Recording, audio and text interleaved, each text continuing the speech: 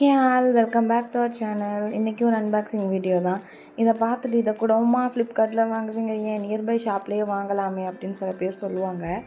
ஆனால் நாங்கள் பார்த்துட்டு தான் ஆன்லைனில் போட்டது. ஏன்னா இங்கே கலெக்ஷன் அவ்வளோ இல்லை. கலெக்ஷனை விட மெயினாக நாங்கள் 200 ml தான் தேடினோம்.